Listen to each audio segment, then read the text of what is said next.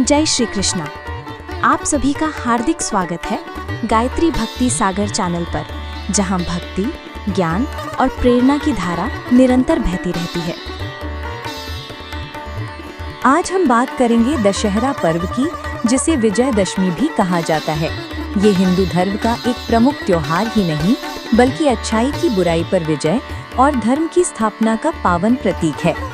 ये पर्व आश्विन माह के शुक्ल पक्ष की दशमी तिथि को शारदीय नवरात्रि के समापन के उपरांत मनाया जाता है। दशहरा पर्व के पीछे की मान्यता। दशहरा पौराणिक विजयों का स्मरण कराने वाला पर्व है।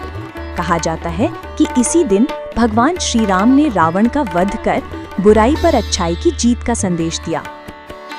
एक अन्य मान्यता के अनुसार इस दिन माँ दुर्गा ने महिषासुर नामक राक्षस का संहार किया, जिससे हमें ये प्रेरणा मिलती है कि असत्य पर सत्य की सदैव विजय होती है।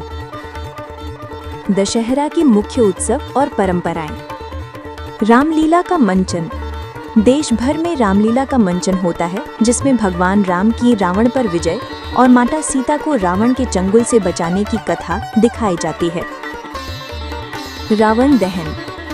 रावण, कुंभकर्ण और मेघनाद के पुतले जलाए जाते हैं, जो बुराई पर अच्छाई की विजय का प्रतीक है। शस्त्र पूजा। इस दिन शस्त्रों की पूजा की जाती है, जो वीरता, साहस और शौर्य का प्रतीक है।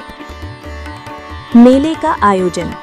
दशहरा पर देश भर में विशाल मेले लगते हैं, जहां लोग उत्साह और आनंद के साथ भाग लेते हैं।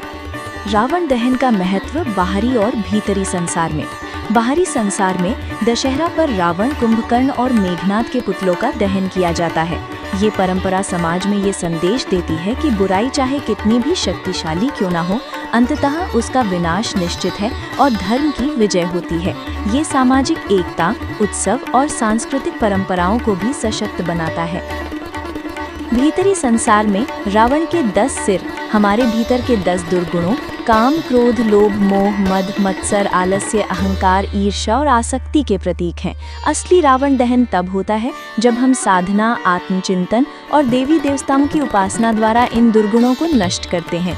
जब दैविक गुण प्रबल होते हैं तो हमारी आंतरिक बुराइयां समाप्त होकर जीवन को शांत, सफल और आनंदमय बना देती हैं। इस प्रकार दशहरा हमें बाहरी संसार में धर्म की विजय और भीतरी संसार में आत्मशुद्धि का संदेश देता है। यदि यह संदेश आपको अच्छा लगा तो इसे अपने मित्रों तक अवश्य पहुंचाइए। पुनः मिलेंगे अगले एपिसोड में।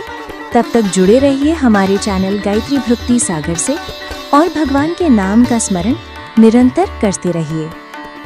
माँ दुर्गा और भगवान श्री राम आप सभी पर अपनी असीम कृपा बनाए रखें।